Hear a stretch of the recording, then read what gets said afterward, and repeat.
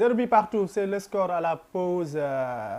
Coach Lamine, un match très tactique. Les Égyptiens ont décidé de laisser le ballon et la possession aux Sénégalais. Li nga doon xaar première période bi am ndet. Bien sûr. C'est ce qu'on attendait parce qu'on a tous dit qu'ils vont attendre, qu'ils vont chercher à avoir des contres, ils vont chercher à utiliser les balles perdues par les Sénégalais. Si vous voyez, c'est à chaque fois que les Sénégalais perdent le ballon qu'ils sont en phase offensive. Mais tout ce qu'ils sont en train de faire, c'est de ne pas prendre de but. C'est tout faire pour ne pas encaisser parce qu'ils savent qu'ils n'ont pas le potentiel qui serait capable d'aller défier le Sénégal ouvertement. Donc qu'est-ce qu'ils font? Ils cherchent à neutraliser les joueurs sénégalais et c'est ce qu'ils sont en train de réussir parce que la majeure partie de nos joueurs n'arrivent même pas à aller dans leur surface de réparation. Ce qui fait qu'aujourd'hui, je pense qu'il faudra qu'on change notre façon de jouer. Il va falloir qu'on ait l'audace de sortir de notre zone, de jouer dans leur zone et de faire cette conservation dans leur zone et de chercher à déstabiliser. Je pense que si on arrive à faire ça, on pourrait peut-être marquer un but très rapidement, mais ce qui est sûr, c'est que les Égyptiens ne chercheront même pas à sortir. Mais en deuxième mi-temps, ils vont encore beaucoup plus resserrer les lignes parce qu'ils savent que s'ils prennent un but, c'est fini pour eux parce qu'ils seront obligés de sortir. Et s'ils sortent, ils pourraient prendre un deuxième but. Donc, ils l'ont réussi en première mi-temps, c'est de canaliser. Maintenant, ils ont observé l'équipe nationale du Sénégal. Ils vont voir quels sont les joueurs qui ont tendance à garder le ballon. Ils vont essayer de faire un pressing sur eux pour avoir ce qu'ils veulent, c'est-à-dire contrer. S'il n'y avait pas cette balle arrêtée de Salah, mais est-ce que vous avez vu notre gardien de but capter un ballon? Non. Parce que c'est fait exprès. Ils savent qu'ils n'ont aucune chance contre le Sénégal. La seule chance qu'ils pourraient avoir, c'est de ne pas prendre de but et d'avoir une occasion sur une balle arrêtée sur un compte, de nous marquer un but et de reculer à nouveau. Mais il faudra qu'on soit beaucoup plus intelligent et qu'on fasse tout pour marquer un but. Mais on l'a toujours dit, le Sénégal et l'Égypte, c'est toujours comme ça. À la fin du match, on verra si c'est 1-0 ou un but partout ou 2-1. Alors, le Sénégal qui domine mais qui a du mal à se procurer des occasions. Est-ce que le résultat reflète li nga xamante ne mooy fusion de match bi? Absolument, parce que c'est une domination stérile, parce qu'on n'a pas eu d'occasion de but, ça il faut le dire. Parce que donc c'est une domination très très stérile. Mais lu tax domination bi xaw stérile soo xoolee da nga daan gis par exemple égyptiens yi dañ daan densifier seen milieu mais tey défense bi lañ densifier. À chaque fois que l'équipe sénégalaise attaque, l'équipe sénégalaise est en infériorité. Par rapport, tu verras 6 à 7 joueurs égyptiens pratiquement dans le dernier tiers du terrain. Donc cela veut dire que ñoom mooy li ñuy wax lenn la ñuy jouer dañuy jouer ay coups la ñuy jouer coups yi ñuy jouer mooy par exemple ils vont à un moment donné Salah dafay ñëw ci côté El Hadji Malick Diouf pour chercher foofu coup franc yi parce que c'est un bon frappeur. Mahmoud soo xoolee pratiquement infiltration tey bu njëkk da nga daan gis Mahmoud bu daan def appel day génn ak kii ñëw Assour ñëw mais tey Assour mooy génnul mooy taxaw. Comprendre pour distiller les balises, ça veut dire que c'est un match très très tactique. Heureusement que les garçons sont très lucides pour le moment et il y a une bonne conservation de ballon. Maintenant, ce qu'il faut faire, c'est d'aller les provoquer dans leur surface de vérité. Parce que si vous faites qu'il y a beaucoup de goals, il y a une liberté.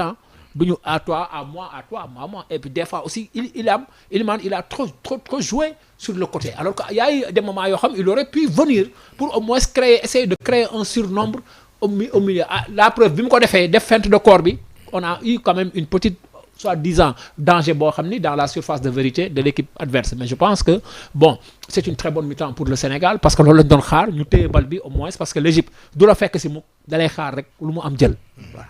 Alors, Diassé, du côté des Égyptiens, dafa mel ni ñoom réussir nañu seen tactique premier mi-temps dañ ko doon wax avant ñu doon débuter seen plan.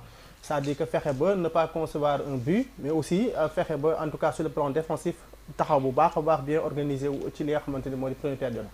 li koy dëggal mooy c'est la seule première mi-temps depuis la CAN où le Sénégal n'a pas inscrit un but. Donc comme loolu ma koy confirmer donc ils ont réussi ce qu'ils voulaient mooy fexe ba premier mi-temps bi ñu cadrer le Sénégal bu du ñu encaisser bu ñu mënta dugal aussi ñu bañ a encaisser. Ils l'ont réussi.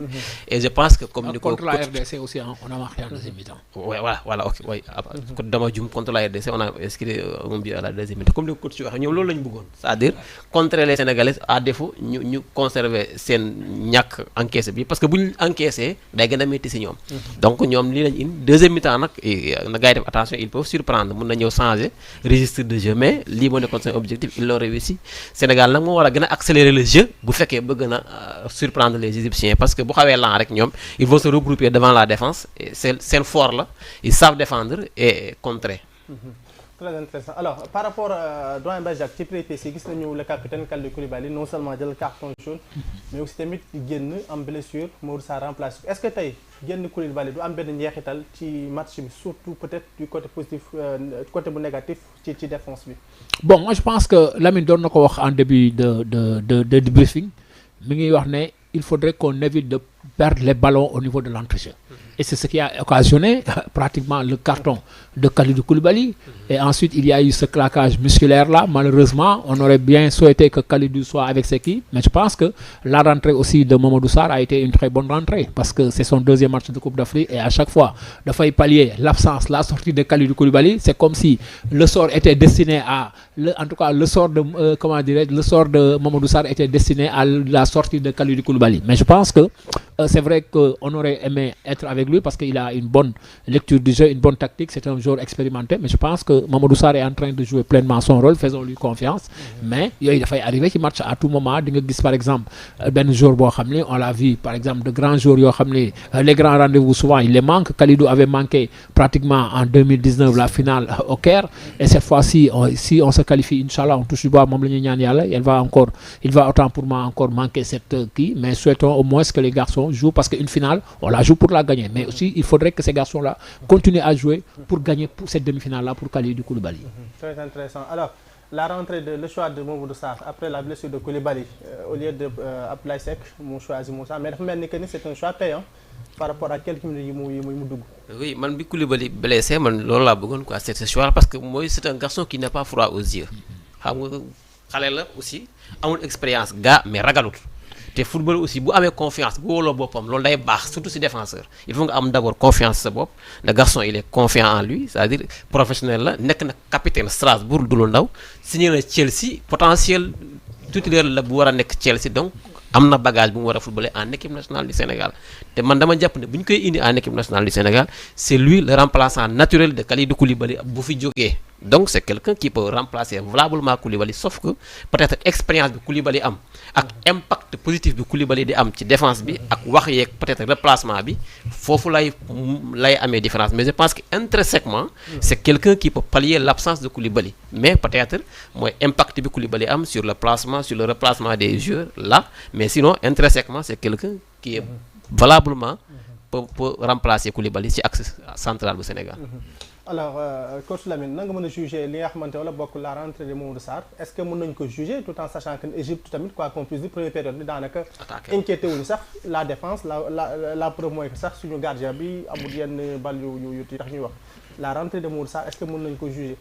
waaw première fois dama naan yàlla nañu jig génn Koulibaly bi comme ni ñu jógee woon fële contre la Tunisie contre la Tunisie nga xam ni jéewul final ba mais dem nañu final bi pas jéewul final bi yàlla nañu dem final mais écoutez je pense que c'est naturellement ce qui doit être parce que quand on convoque des joueurs c'est pour qu'il y ait des remplacements enfin, on pense à des blessures à des cartons donc ces joueurs-là si Pape Thiaw l'a amené c'est parce qu'il sait qu'il a la carrure d'un grand défenseur il est capitaine à Strasbourg mais wala nga jàpp ni pourquoi le choix au lieu de Pape Abdoulaye Seck parce qu'on pensait que compétition bu toll da ngay soxla ñu am expérience peut-être que il a envie de préparer sa finale il a envie de préparer sa finale parce que dañuy waxtaan rek mais boo xoolee aujourd'hui Mamadou Sarr c'est le même style que Koulibaly c'est le même style ils ont une intelligence de jeu regarde dès qu'il est venu il s'est imposé pourtant c'est un match tactique c'est un match où il devrait avoir peur mais bi mu duggee ba léegi gisuloo sax veille égyptien yi dem parce qu'il a une bonne lecture Niakhaté aussi a une bonne lecture je pense que c'est relancé il est meilleur que et en plus il ose prendre le ballon il ose prendre le ballon et accélérer avec le ballon pour délivrer des passes donc ce qui veut dire qu'il est rentré dans son match maintenant je pense qu'aujourd'hui ce qu'il nous faudrait c'est vraiment ne plus minimiser cette équipe égyptienne parce que dans un entraîneur il doit savoir que cette équipe-là ne cherche qu'une chose et des choses qui peuvent arriver empêcher que nga dugal ko bii mu dugal un but chanceux une balle arrêtée de Salah coup franc daf koy dóor mu dugg bu jegee si surface da koy dóor mu dugg et on a un arbitre qui est vraiment mauvais plus que mauvais est-ce que vous comprenez donc je pense que aujourd'hui on dirait que cet arbitre on lui a dit écoute donne des cartons à ces joueurs sénégalais qui sont menacés parce que loolu la def parce que mënuma comprendre les Égyptiens di ko harceler di ko yuuxu joxul kenn carton kii di ko demander pourquoi joxoo carton jaune kii mu jox ko carton jaune tout ça parce qu'il veut nous rendre vraiment nerveux. Et je pense qu'aujourd'hui, le Sénégal, je l'avais dit tout à l'heure, il faudrait que nous sortions arbitre, sur les affaires égyptiennes. Tout ça, c'est pour nous énerver. Parce que nous gagner le Sénégal. Donc aujourd'hui, c'est à nous maintenant, comme Baye l'a dit, d'aller dans leur zone, de conserver le ballon dans leur zone, de jouer en déviation. Parce que tant qu'on ne jouera pas en déviation, on ne va pas les surprendre. Il faut que les joueurs se préparent dans cette conservation de balles à être là où ils doivent être. Les alliés commencent à partir, on joue en raquette ou en déviation pour que nous joindre là. Sinon, on ne va pas marquer de but. Il n'y a pas besoin de courir. Ceux qui ont le ballon, c'est eux qui doivent courir, qui doivent jouer. Les autres n'ont qu'à se placer comme il se doit pour recevoir le ballon et jouer avec les autres. Mais si on continue comme ça, on ira à 0-0. On va aller, nous avons un corner ou un coup franc, nous Sénégal. Éliminer. Pourquoi? Parce que l'Égypte a été plus intelligente. Il ne faudrait pas. Il faudrait que nos joueurs aussi soient plus décisifs que ça. J'espère que ça ne il faut que les joueurs soient beaucoup plus décisifs que ça. Sadio, il essaie, mais ce n'est pas tout le temps qu'il faut courir vers l'avant. Non. Essayer de déstabiliser l'équipe. Comment on peut faire pour déstabiliser ces Égyptiens? Ils sont positionnés comme ça. Qu'est-ce qu'il faut faire? Mais c'est pourquoi on dit le football, c'est le codage et le décodage du partenaire et de l'adversaire. Mais décode ton partenaire, décode ton adversaire dans le terrain. Parce que c'est à ça que tu sers. Si tu n'arrives pas à le faire, mais attends, ce n'est pas la peine de rentrer dans le terrain. C'est très intéressant. Alors, par rapport à le milieu, doyen Jacques, tout à l'heure, nous avons dit, surtout Habib Diarra, nous avons dit que le briefing, nous avons organisé le milieu. Mais on a vu que nous avons une prestation, surtout à 4 jours, est-ce que dañ ko continuer wala dañ ko génne wala lañ ko gérer ci seconde période. Bon, c'est une prestation mitigée pour toute l'équipe. Moi, je pense qu'il ne faudrait pas que nous xolne Habib Diarra rek parce que ce qui a occasionné la perte de balle, le carton de Koulibaly, qui a occasionné, c'est la perte de Ghana. Donc, moi, je pense que il faudrait que nous précipiter parce que l'équipe est en place. C'est ça qui est important aujourd'hui. Nous avons une bonne équipe qui est en place tactiquement. Maintenant, il va falloir chercher le but. Chercher le but, moi, dès l'entame de la seconde période, nous allons monter d'un cran. Les Égyptiens, ils ont cherché des coups francs à l'entrée de la surface. Parce que le Sénégal a eu l'opportunité parce qu'il y a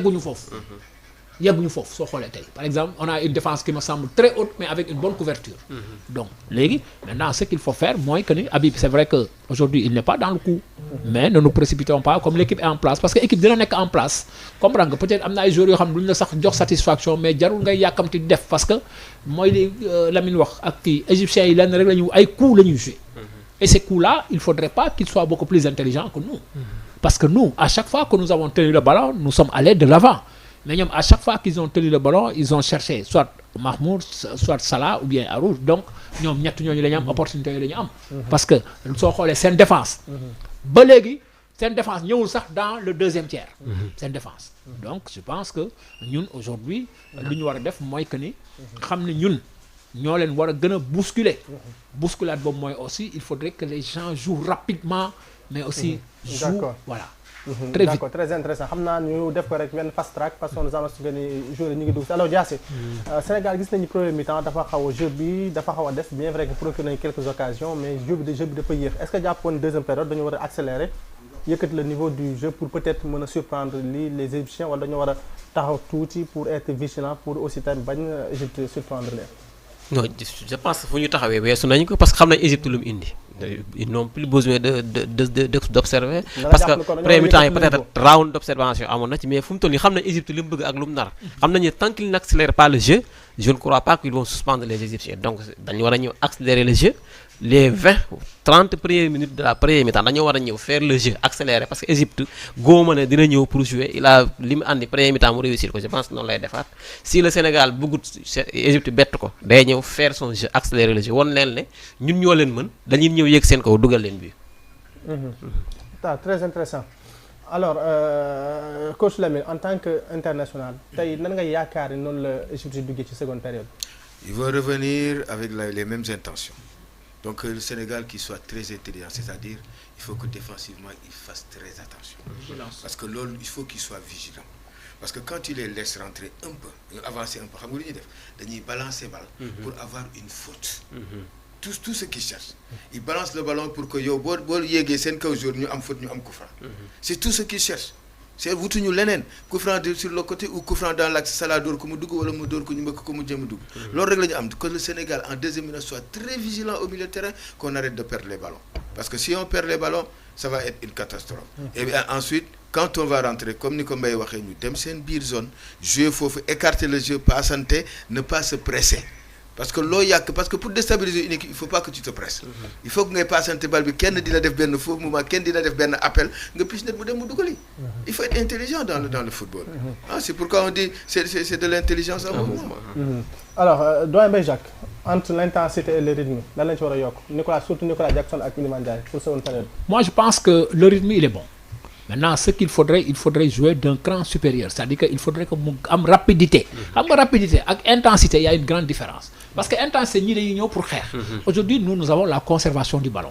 Mais cette conservation du ballon là il faut pas se précipiter mais nañ ko téye am indi ba gis au moins une brèche ñu exploiter ko. Moi je pense que aujourd'hui c'est bien mais il faudrait être beaucoup plus rapide.